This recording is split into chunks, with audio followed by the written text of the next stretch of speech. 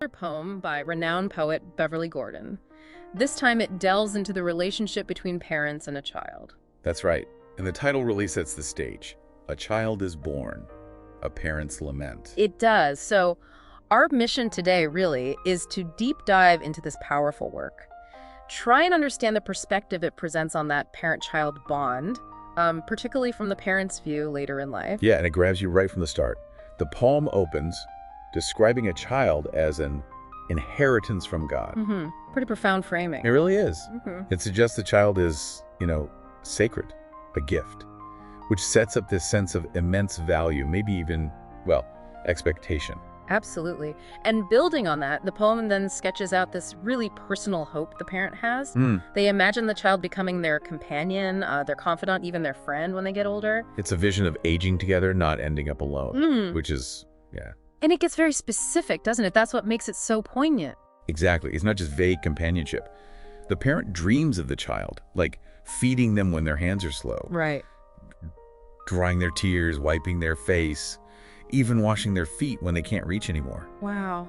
That's incredibly vulnerable imagery. It speaks volumes about, expected frailty and the deep trust involved. Definitely. It really drills down to a core emotional need. The poem puts it plainly. A reassurance love, that's all a parent needs. So it's not just physical help, but that emotional security, that feeling that the love you poured in is still there. Precisely. And that's where the poem just pivots sharply. Right. It goes from this hope straight into what the parent calls a nightmare. Such a stark contrast. From reassurance love to nightmare. Total opposite. And the nightmare is defined by receiving, get this, uncontrollably outrage. Outrage. That's intense. Not just neglect, but anger, maybe? It suggests that, and the poem's clear about the source. It says, the child has grown to care no more. Oh. And the reason given. They've forgotten what their parent have done for them before. So a failure of memory, or maybe gratitude. The bond is broken because the past is forgotten. That's how the poem presents it. And the consequence is laid out starkly. The child has now placed them in a home. Right. The ultimate act symbolizing that nightmare becoming real for this parent. And how the parent feels about that home is key. It's described as a strange place. Filled with strangers. Yeah, not a place of comfort.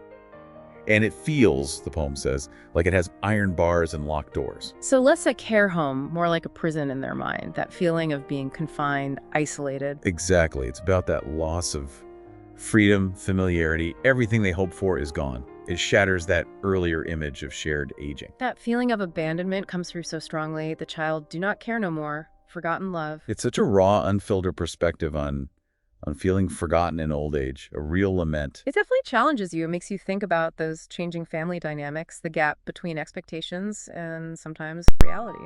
And that final line, oh, what a way to go. It just hits you. Such despair. It really does. It doesn't pull any punches at all. Hearing this parent side, it certainly makes you consider the expectations, the responsibilities within families as everyone ages. It forces you to think about that reciprocity, doesn't it? That unspoken contract between generations. What do we owe each other? It's complex. It really is. Well, there is more to come from upcoming Beverly Gordon. Be sure to tune and subscribe so that you don't miss out. Oh, by the way, thought spread the word. Until next episode, see ya.